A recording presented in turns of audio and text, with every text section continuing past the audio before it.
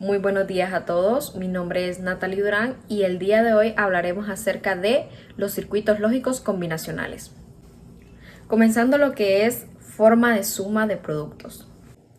Los métodos de simplificación y diseño de circuitos lógicos que estudiaremos requieren lo que es la expresión lógica que se encuentra en forma de suma de productos o diminutivamente hablando SOP.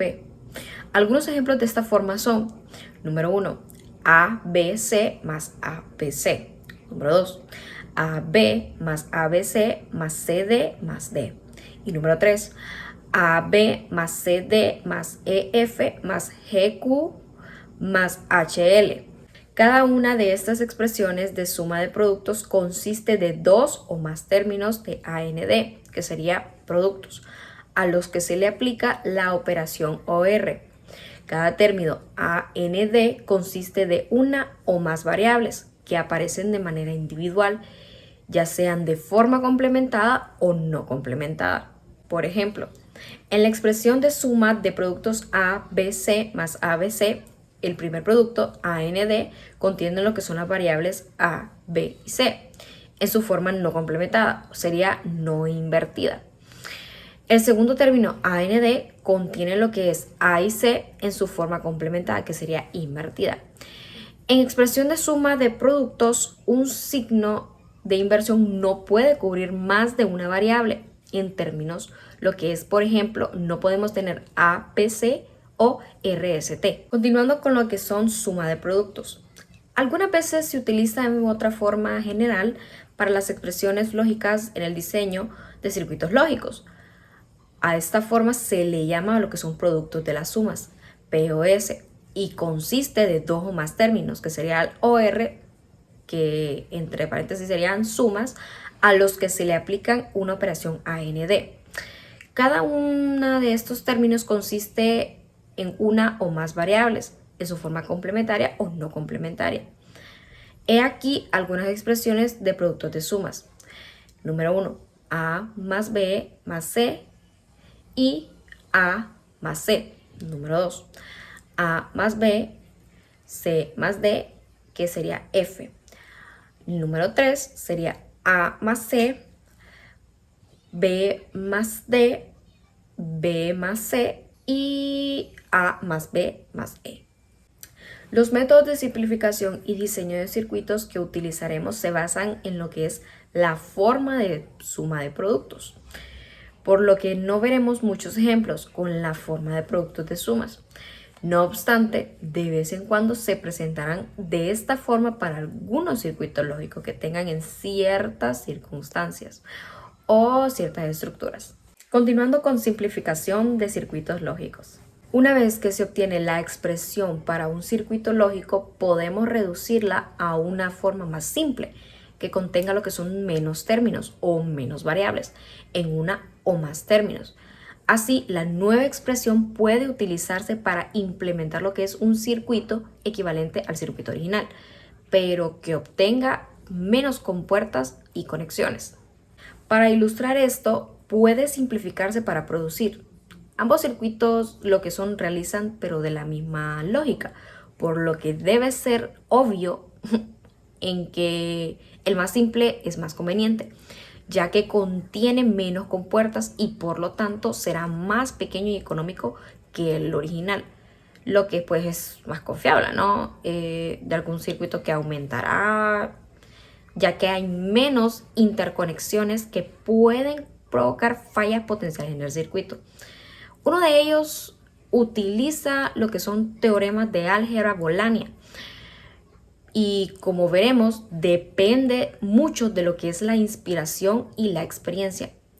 En otro método, que sería el de mapeo de Carnot, tiene un enfoque sistemático, paso a paso. Tal vez algunos instructores deseen lo que es omitir este último método, debido a que es algo mecánico y es posible que no contribuya a una mejor comprensión de álgebra booleana. Bien, seguimos con simplificación algebraica. Podemos utilizar los teoremas de álgebra booleana que se vieron en otros capítulos para que nos ayude lo que es a simplificar la expresión a un círculo lógico. Desafortunadamente no siempre es obvio cuáles teoremas deben aplicarse para producir el resultado más simple. Lo que es más, no hay una manera sencilla de saber si la expresión es simplificada y se encuentra en su forma más simple o si todavía puede simplificarse más. Por ende, la simplificación algebraica se vuelve a menudo un proceso de prueba y error. Sin embargo, por experiencia, uno puede volverse un adepto para obtener lo que son resultados bastante razonables.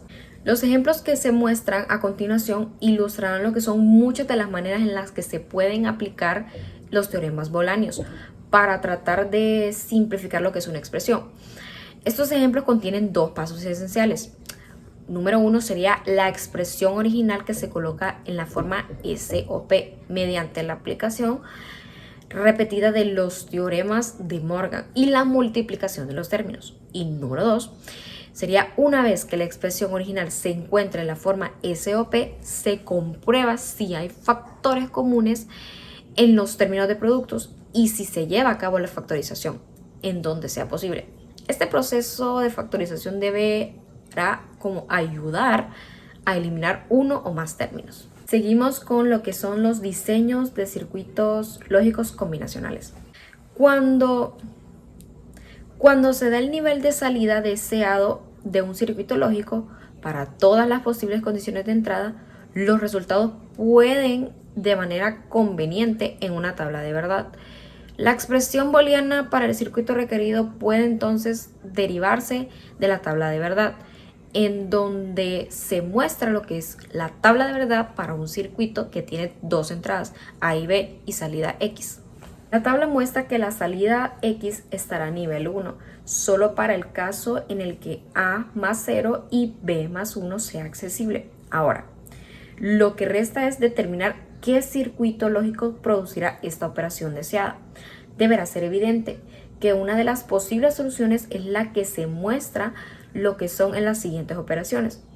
Aquí se utiliza lo que es una compuerta AND con las entradas A y B que muestra que X más A más B sea obvio, ya que X será 1 solo si ambas entradas de las compuertas AND sean 1. Para saber si A más 1 son iguales, sería B más 1 tendrá que sumar y tendrá que ser iguales para todos los demás valores de A y B, y la salida X será 0. Puede usarse un enfoque similar para las demás condiciones de entrada. Por ejemplo, si X fuera a estar en nivel alto solo para una condición A más 1, B más 0 y en circuito, resultable que sería una compuerta AND con entradas A y B. En otras palabras, para cualquiera de las cuatro posibles condiciones de entrada, podemos generar una salida X en nivel alto mediante el uso de una compuerta AND. Las entradas apropiadas pueden generar lo que es el producto AND requerido. Cada una de las compuertas AND genera lo que es una salida que es uno solo para una condición de entrada dada y la salida es 0. Para todas las demás condiciones hay que recalcar lo que son que las entradas AND son invertidas o no invertidas, dependiendo de valores que tengan las variables. Para la condición dada, claro ejemplo, ¿no? Si la variable es 0, para la condición dada se invierte antes que de la entrada de compuerta AND. A continuación les daré lo que son 5 procedimientos completos de diseño. Cualquier problema lógico puede resolverse mediante el uso de lo que son los siguientes procedimientos. Número 1. Interprete el problema y establezca lo que es una tabla de verdad para describir sus operaciones. Número 2. Escriba lo que es el término AND o entre paréntesis producto para cada caso en que la salida sea 1. Número 3. Escriba lo que es la expresión de suma de productos para su salida. Número 4. Simplifique la expresión de salida si es posible o si es requerido. Y número 5, lo que es implementar el circuito para la expresión final simplificada. Mi nombre es Marjorie Ruiz y voy a hablar sobre el método del mapa de Karnaugh. El mapa de Karnaugh es una herramienta gráfica que se utiliza para simplificar una ecuación lógica o convertir una tabla de verdad en su correspondiente circuito lógico mediante un proceso simple y ordenado.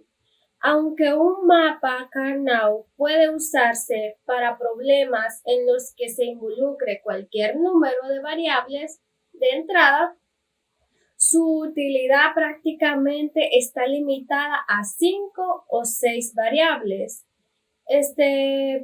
También tomando en cuenta que los problemas tienen un máximo de 4 entradas, ya que los problemas con 5 o más entradas son bastante difíciles y complicadas y se resuelven mejor mediante el uso de un programa de computadora.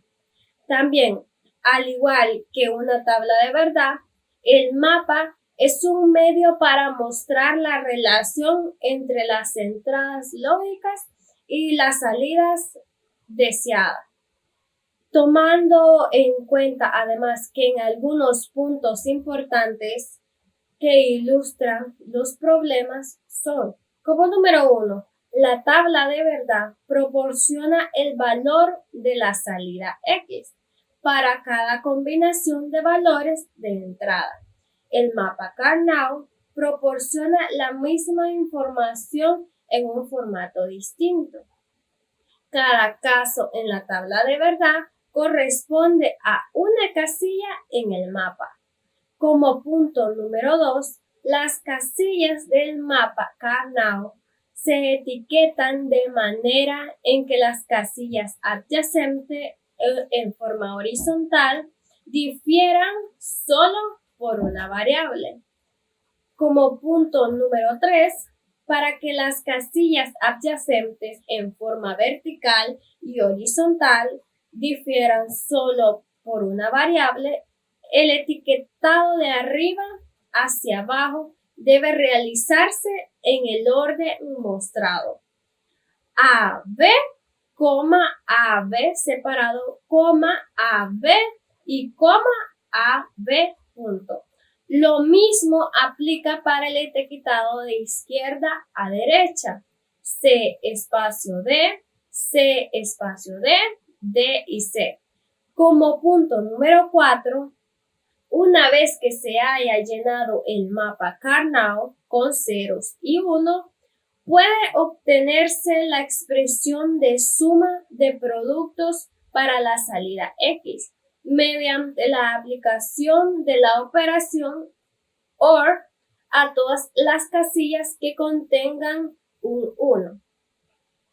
Al igual que todo, es importante hablar sobre el agrupamiento. La expresión para la salida X puede simplificarse mediante la combinación apropiada de las casillas en el mapa Karnaugh que contengan además 1. El proceso para combinar estos unos se le conoce como agrupamientos. Existen varios tipos de agrupamiento, por ejemplo, agrupamiento de pares, grupos de 2.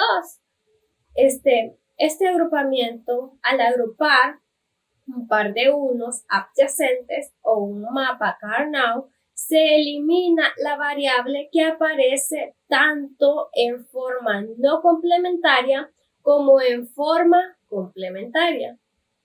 También existen agrupamientos de cuádruples, grupos de 4. Un mapa Karnaugh puede contener un grupo de 4 unos que puedan ser adyacentes a este grupo. Claramente se le conoce como cuádruple.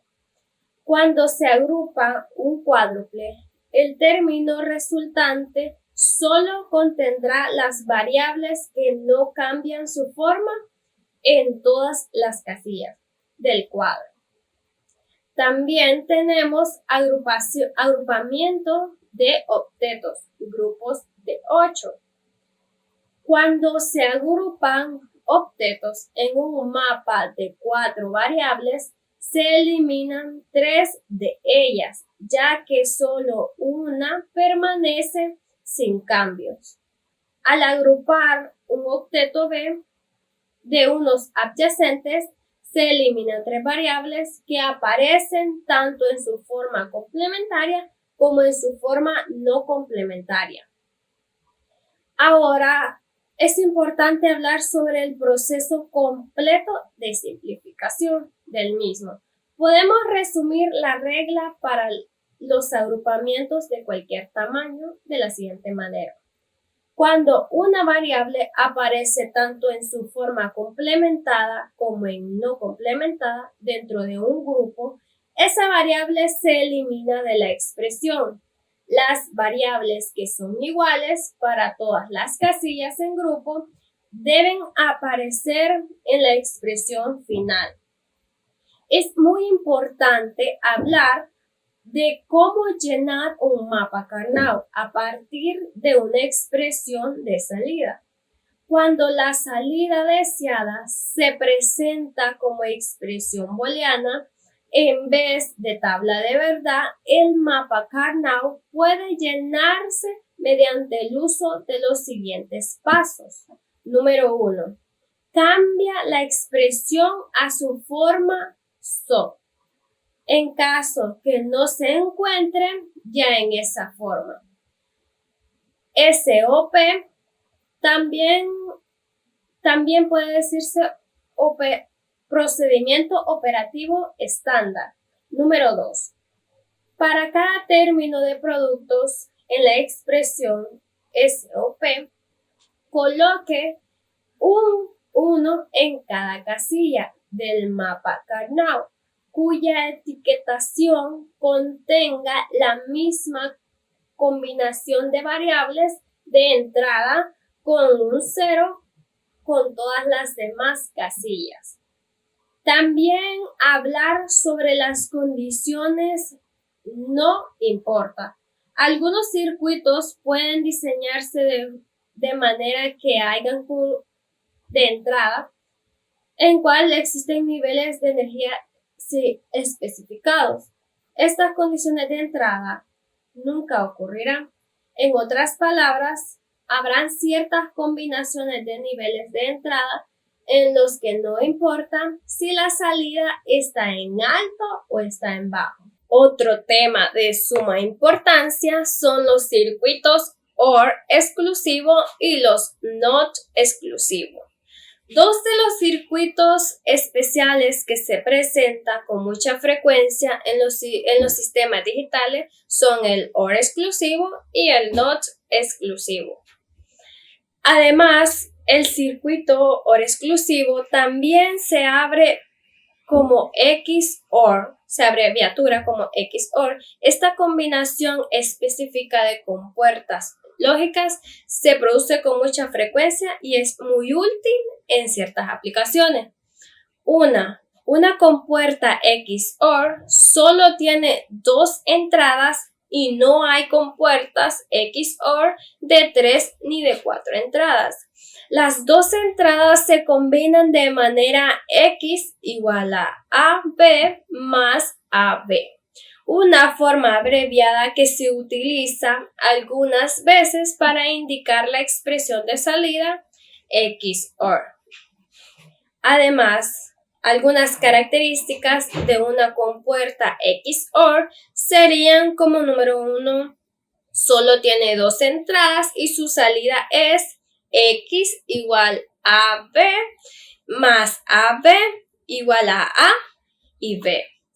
Entonces, como número 2, su salida está en alto solo cuando las dos entradas se encuentran en niveles completamente distintos. Ahora vamos a hablar sobre el NOR exclusivo. El circuito NOR exclusivo, que se abreva como XNOR, opera en forma completamente opuesta al circuito XOR. El circuito XNOR produce una salida en alto siempre que las dos entradas se encuentren en el mismo nivel. De todo esto podemos deducir que la salida del circuito XNOR es el inverso exacto de la salida del circuito XOR. Además, hablar que la compuerta XNOR se puede sintetizar de la siguiente manera. Solo tiene dos entradas y su salida es X igual a AB más AB igual a C círculo diferente de B. Número 2. Su salida está en alto solo cuando las dos entradas están en el mismo nivel. Es muy común que un diseñador lógico obtenga la función XNOR con solo conectar la salida de una compuerta XOR a un inversor. Gracias. Buenos días, compañeros y compañeras. Ahora hablaremos sobre generador y comparador de paridad. Cuando se transfieren datos digitales, ya sea dentro de un sistema digital o podemos decir que de un código de sistema a otro, se pueden producir errores. Estos errores se manifiestan a través de cambios indeseados en algunos de los bits que conforman el grupo de información, ¿verdad? El paquete de información. La probabilidad de que ocurra un error en la transmisión de este tipo es muy pequeña y no digamos que ocurran 2 o 3. Es muy raro que ocurra más de una o también es raro que ocurra una vez. Para la detección de estos errores se utiliza un bit de paridad. ¿Pero qué es un bit de paridad? Este es un bit que se añade a la izquierda del grupo de bits que forman el paquete de información a transmitir. Tienen un objetivo que es conseguir en todos los paquetes a transmitir la cantidad de unos, ya sea par o impar, ya que estos están clasificados en dos. Está clasificado en generador de paridad par y el generador de paridad impar. Pues ya con sus nombres uno se imagina más o menos en qué van, ¿verdad? Pero el generador de paridad par son todos los grupos de unos que forman un número par. Y el impar es lo mismo, solo que ya con el impar, que son todos los unos que forman un número impar. Ya que en estos generadores no se cuentan los ceros, sino que solo cuentan los unos. Como decir, si tenemos solo un 1 en todo el código, este va a ser un impar. Voy a presentar unos ejemplos para entenderlo un poquito más. Bueno, ahora tenemos el comprobador de paridad, que es otra manera también de saber cuando hay un error. Nosotros vamos a hacer con la paridad par. Entonces, como también otra vez con el código BSD, entonces el primero ya sabemos que es un par, así que está correcto, porque es un número par. El segundo tiene un solo 1, que es un número impar, es un error. El tercero también va a dar un error. El siguiente es un número par, así que da correcto. El que le sigue, podemos ver que solo tiene un 1, va a dar error. El otro también tiene dos unos, es un número par, así que está bien. Otra vez está bien.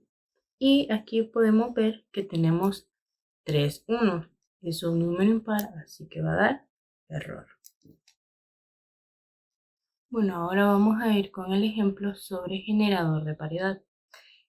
Podemos ver aquí que tenemos la paridad par y la paridad impar. Entonces, esta P es para representar paridad y en este ejercicio vamos a usar el código BCD, pero puede ser con cualquier otro código. Entonces, vamos a hacer primero la de la paridad par. Lo que buscamos es que los unos den un número par. Aquí solo tenemos ceros, no hay ningún 1. Entonces, el 0 es un número par, va a ir 0. En el siguiente podemos ver que ya tenemos un 1, pero el número 1 es impar. Así que vamos a venir y aquí vamos a agregarle un 1 para que se pueda hacer unos bits de paridad par, porque ya tenemos dos unos y el número 2 es un número par. Aquí otra vez tenemos 1, así que aquí vamos a poner 1. Aquí ya podemos ver que tenemos 2, 1, entonces significa que ya es par. Solo vamos a escribir 0. Aquí otra vez tenemos 1, va a ir 1. Y otra vez tenemos 2, que va a ir 0. Otra vez 2, 0. Y aquí tenemos 1, 2, 3, 1. Entonces vamos a agregarle otro para que sean 4, ya que el 4 es un número par. Vamos a seguir con la paridad impar. La paridad impar es lo mismo. Podemos ver que aquí tenemos la paridad. Vamos a usar el código BCD.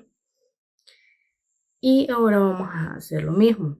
El número 0 es un número par. Así que en lugar de escribir un 0 aquí, vamos a escribir un 1 para que sea un número impar. El 1 es un número impar. Entonces aquí va a ir 0. Aquí tenemos otro 1, sería 0. Aquí ya empezamos con los números pares también. Entonces hay dos unos y dos unos es un número par. Entonces ponemos 1. Aquí ahora tenemos 3, que es un número impar. Aquí otra vez hay 1, va 0. Y aquí tenemos 2, va 1 para que sean 3. Aquí otra vez tenemos 2, va 1. Y aquí ya tenemos los 3, que 3 es un número impar. Y esto sería el ejemplo de generadores de paridad. Ya vimos estos ejemplos con los números binarios. Ahora vamos a ver con las figuras. En la presentación podemos ver que tenemos dos figuras. Está la figura A y la figura B. Estos están en una paridad par. Así que la primera es con el generador de paridad. Esto podemos ver que tiene 4 entradas y su salida dice que está todo bien, no hay ningún problema. Pero en la B podemos ver que tenemos 5 entradas y ya sabemos que es con un comprobador par. Así que tendríamos que tener un número par, pero tenemos el 5. Entonces en su salida ella marca error. Y ahora vamos a hablar sobre circuitos de habilitación y deshabilitación. Estos circuitos es básico en instalaciones eléctricas. En aparatos que se conectan a la corriente del hogar también podemos verlos, e incluso a grandes escalas como lo es en una represa hidroeléctrica. Son útiles para evitar cortocircuitos que dañen los sistemas eléctricos y evitan que por una sobrecarga de energía los aparatos eléctricos se dañen. En las exposiciones pasadas, algunos compañeros hablaron sobre compuertas lógicas básicas. Pues yo voy a dar un pequeñito así. Esta compuerta puede usarse para controlar el paso de una señal lógica de entrada hacia la salida. Entonces, cuando nosotros hablamos sobre habilitar, es cuando la señal entra y puede salir. Y deshabilitar es cuando no llega a la salida. Es cuando no tiene señal. Bueno, ahora veremos un ejemplo sobre habilitadores y deshabilitadores. El ejemplo más simple sería un interruptor. Como podemos ver, aquí está el off y aquí está el on. El off, digamos que es el deshabilitador y el on es el habilitador, ya que cuando está en off no pasa la señal y no llega a la salida. Y cuando está en on, entra y sale. Bueno, como podemos ver, aquí está en off. Y como está en off, la luz está apagada. Entonces no deja que entre la señal de electricidad y pueda prender el. Ahora, Si le damos en on, podemos ver que la luz se prendió porque el on deja que pase la señal y salga, y esta sería su salida. Diagnóstico de fallas de sistemas digitales. Existen 3 pasos básicos para corregir un circuito o sistema digital que tenga una falla. Número 1. Detección de fallas. Observe la operación del circuito o sistema y compárela con la operación correcta. Número 2. Aislamiento de fallas. Realice pruebas y mediciones para aislar la falla. Número 3. Corrección de fallas. Sustituye el componente defectuoso, repare la conexión defectuosa, elimine el corto o realice la acción pertinente. Aunque estos pasos pueden parecer bastante obvios y simples, el procedimiento real de diagnóstico de fallas que se siga dependerá en gran parte del tipo y la complejidad del circuito y de los tipos de herramientas de diagnóstico de fallas y la documentación disponible. Las buenas técnicas de diagnóstico de fallas solo pueden aprenderse en un entorno de laboratorio, por medio de la experimentación y el diagnóstico de fallas real en circuitos y sistemas defectuosos. No existe en absoluto una forma de convertirse en un técnico de diagnóstico de fallas eficiente que tratar de diagnosticar fallas en todos los circuitos que sea posible. Además, por más libros de texto que lea, no podrá obtener de ellos ese tipo de experiencia.